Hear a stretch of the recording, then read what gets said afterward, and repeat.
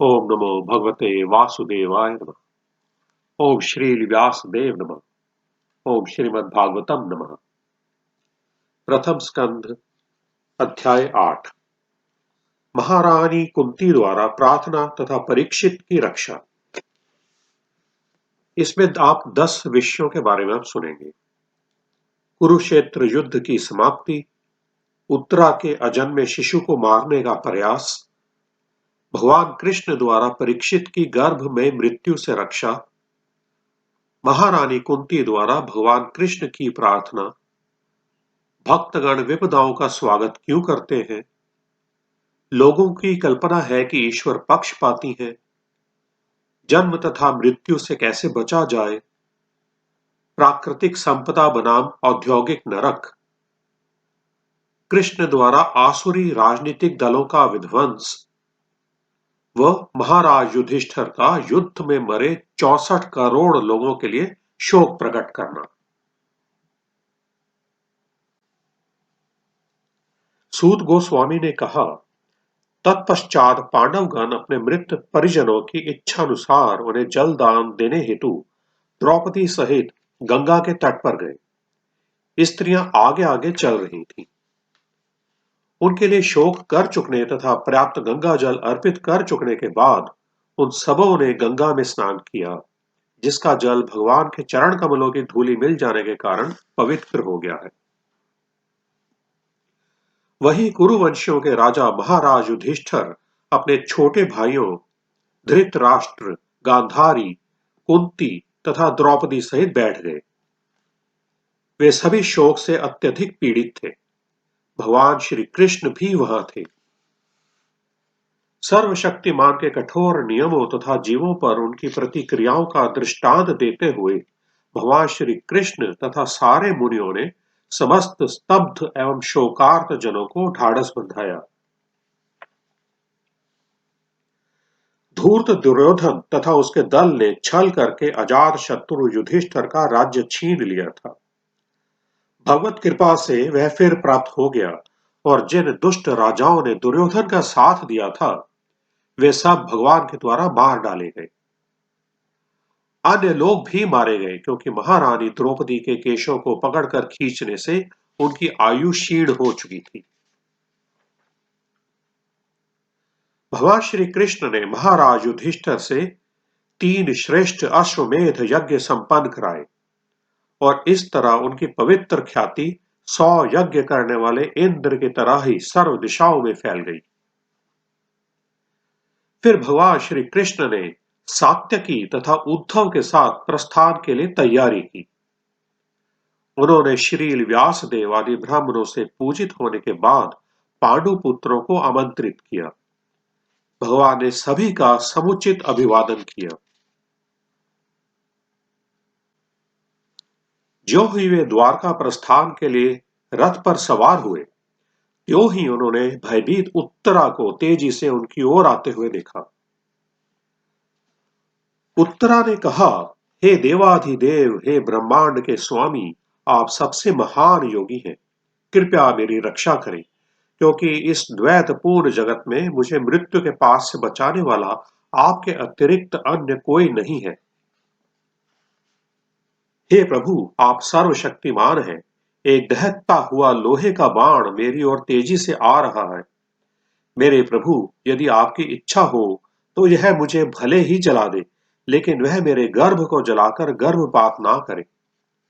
हे प्रभु, कृपया मेरे पर इतना अनुग्रह करें। सूत गोस्वामी ने कहा, उसके वचनों को धीरज के साथ सुनकर अपने भक्तों के प्रति सदैव अत्यंत वत्सल रहने वाली भगवान श्री कृष्ण तुरंत समझ गए कि द्रोणाचार्य के पुत्र अश्वत्थामा ने पांडव वंश के अंतिम वंशज को समाप्त करने अर्थात निर्बीज करने के लिए ही ब्रह्मास्त्र छोड़ा है। हे महान विचारकों, मुनियों में अग्रणी शौनक जी, उस दहकते हुए ब्रह्मास्त्र को अपनी ओर आते देखकर पांचों पांडवों ने अपने अपने पांचों हथियार संभाले। सर्वशक्तिमान भगवान श्री कृष्ण ने यह देखकर कि उनके अनन्य भक्तों पर जो पूर्ण रूप से उनके शरणागत थे महान संकट आने वाला है, उनकी रक्षा के लिए तुरंत ही अपना सुदर्शन चक्र उठा लिया।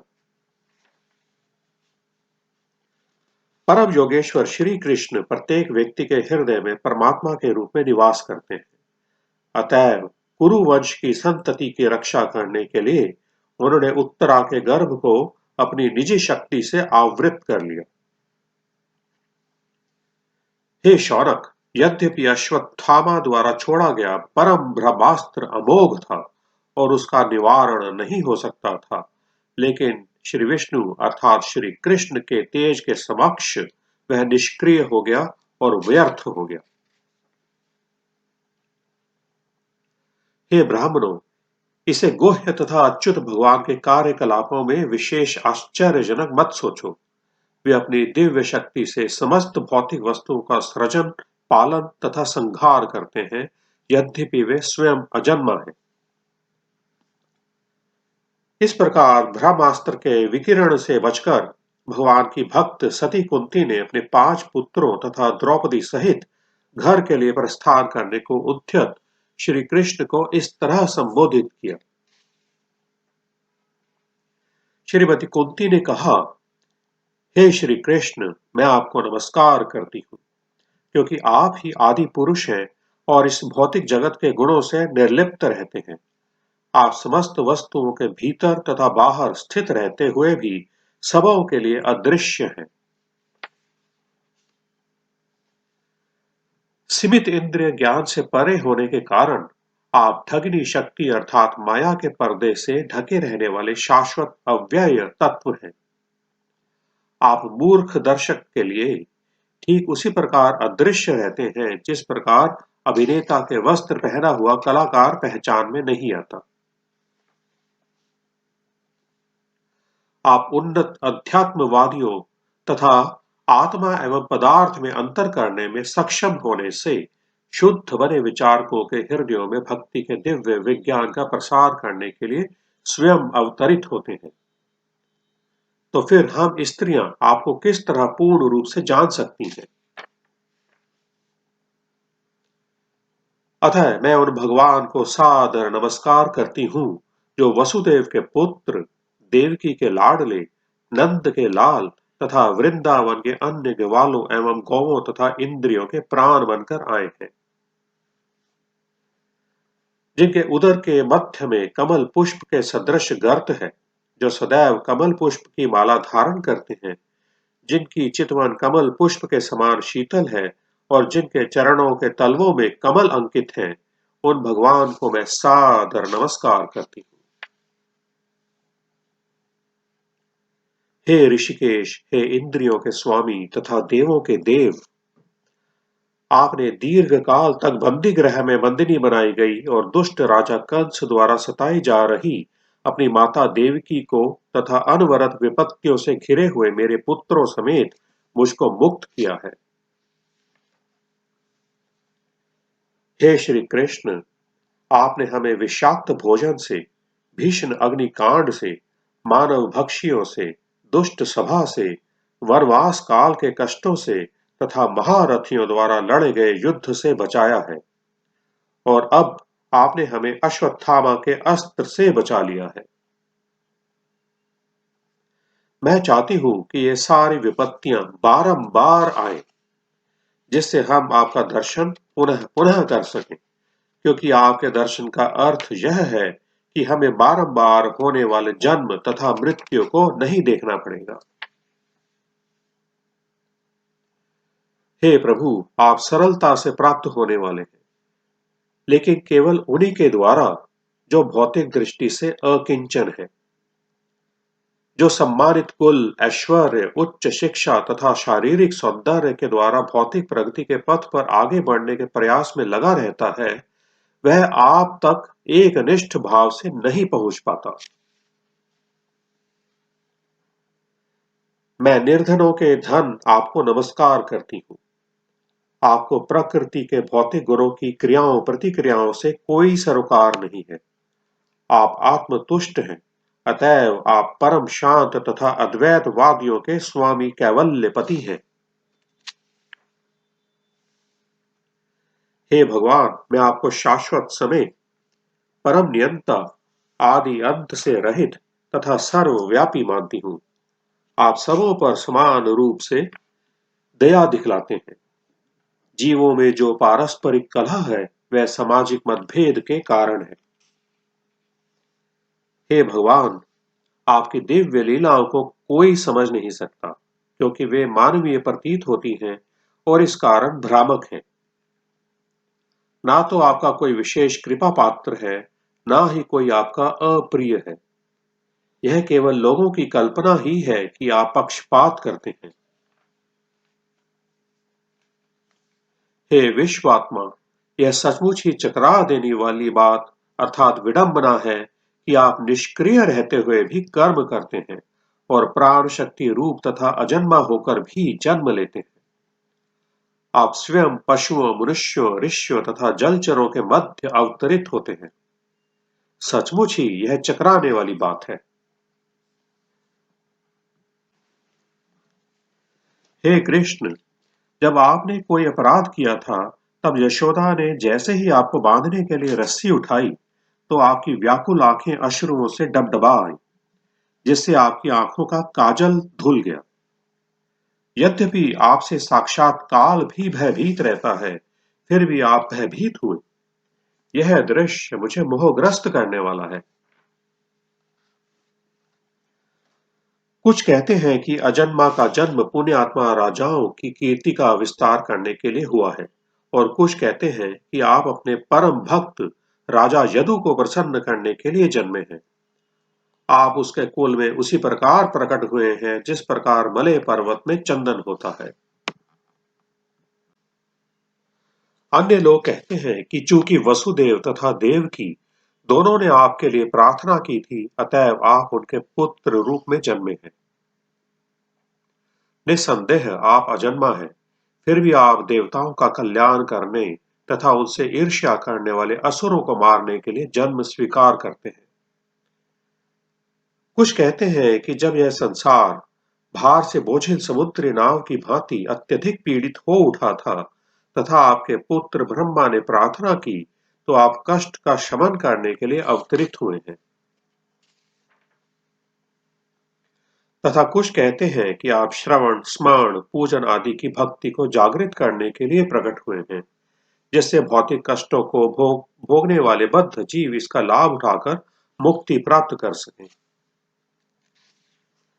हे कृष्ण, जो आपके दिव्य कार्यकलापों का निरंतर श्रवण, कीर्तन तथा स्मरण करते हैं या दूसरों को ऐसा करते देखकर हर्षित होते हैं, वे निश्चय ही आपके उन चरण कमलों का दर्शन करते हैं जो जन्म मृत्यु के पुनरागमन को रोकने वाले हैं।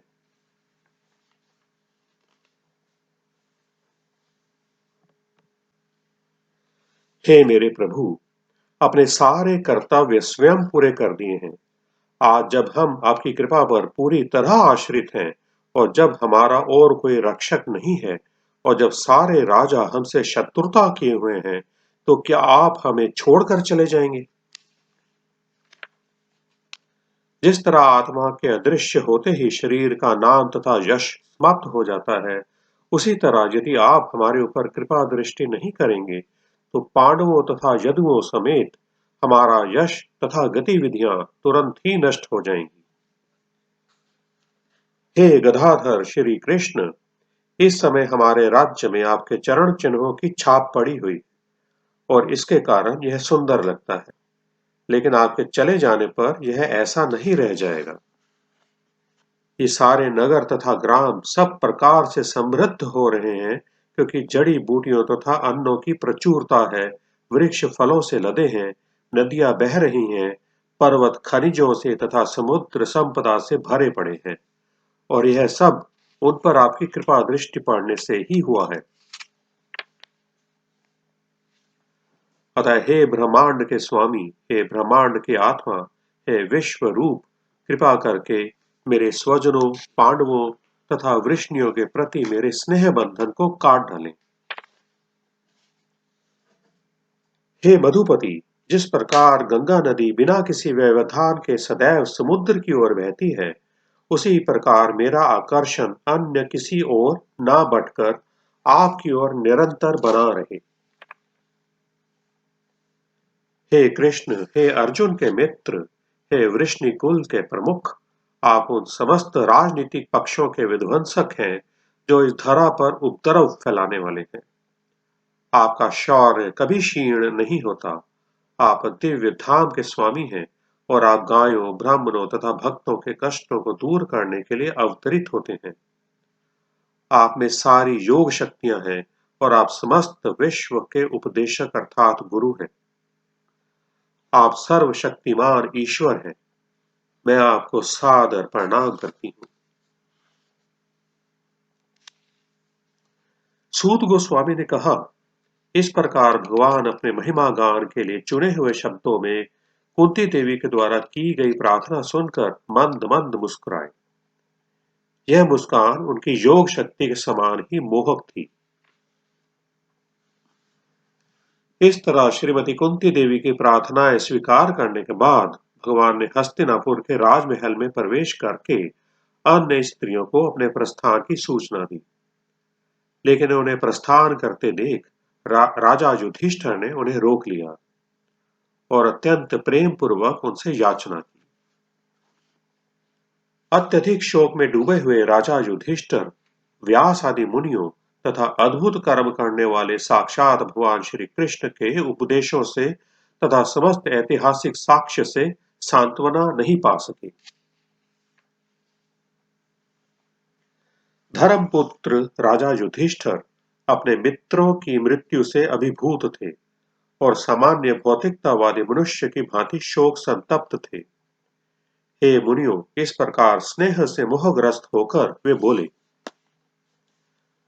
राजा युधिष्ठिर ने कहा, हाय, मैं सबसे पापी मनुष्य हूं। जरा मेरे हृदय को तो देखो, जो अज्ञान से पूर्ण है। यह शरीर जो अंततः परोपकार के लिए होता है, उसने अनेकानेक अक्षौहिणी सेनाओं का वध करा दिया है। मैंने अनेक बालकों, ब्राह्मणों, शुभचिंतकों, मित्रों, चाचा ताऊओं, गुरुओं तथा भाइयों का वध किया है। भले ही मैं लाखों वर्ष तक जीवित रहूं, लेकिन मैं इन सारे पापों के कारण मिलने वाले नरक से कभी भी छुटकारा नहीं पा सकूंगा। जो राजा अपनी प्रजा के पालन में लगा रहकर सही निमित्त के लिए वध करता है, उसे कोई पाप नहीं लगता। लेकिन यह आदेश मेरे ऊपर लागू नहीं होता। मैंने अनेक स्त्रियों के बंधुओं का वध किया है और इस तरह मैंने इस हद तक शत्रुता मोल ली है कि भौतिक कल्याण कार्य के द्वारा इसे मिटा पाना संभव नहीं है। जिस प्रकार गंदे पानी को कीचड़ में डालकर छाना नहीं जा सकता, अथवा जैसे मदिरा से मलिन हुए पात्र को मदिरा से स्वच्छ नहीं किया जा सकता, उसी प्रकार नरसंहार का प्रायश्चित पशुओं की बलि देकर नहीं किया जा सकता।